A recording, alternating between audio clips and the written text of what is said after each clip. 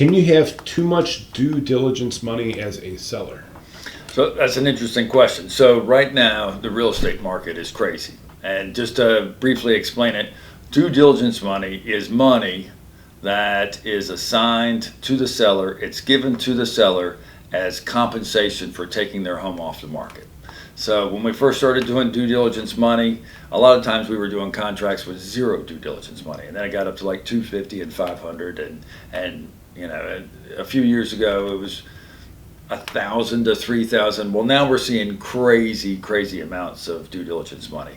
10 is more the norm right now. $15,000, $25,000 due diligence money is not uncommon. Now this is money that is non-refundable. This is money that you are giving to the seller to take their property off the market. So you don't get it back. And the thing that people need to know is, you know, it's such a great real estate market for sellers. It's such a seller's market, and there's such a shortage of inventory that the sellers are like getting really high amounts of due diligence money. So we've had offers in the last month of this firm, $85,000, $150,000, $500,000 due diligence money, and these are insane amounts of money and everything. And people are like, "Oh, this is awesome!" But I just want sellers to be aware that there is a sliding scale here. And one of the things I like to remind sellers of is if a buyer gives you $3,500 due diligence money, and the deal for whatever goes flat, they don't think the HVAC is working right, and they say fix it, and you go, no, I'm not going to fix it. Well, they lose their $3,500 and they walk away from the deal. That's it, okay? But if someone has $150,000 due diligence money and they find something wrong with HVAC and they say, oh, fix it for me, and you say no, and they're like, you knew the HVAC was broken, this is fraud, now I'm going to sue you. So you're not going to pay an attorney a $3,500 retainer's fee to get $3,500, but you damn sure you might spend $3,500 to get $150,000 due diligence money. So all I'm saying is that we can't get so excited and just say whoever gives me the most due diligence money is the best offer.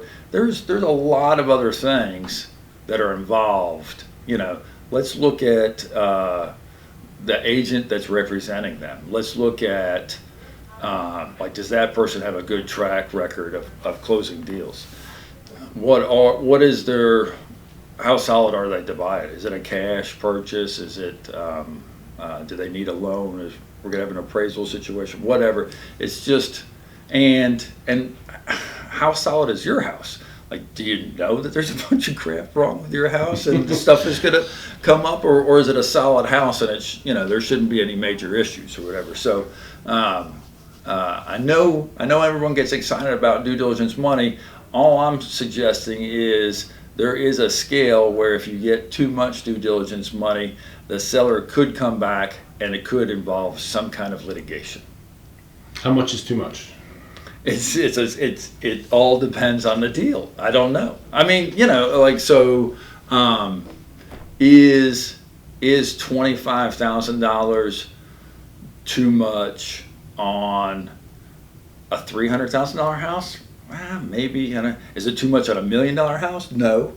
Is $25,000 too much on a $75,000 piece of land? Probably. You know, I mean, it's all a balance and everything.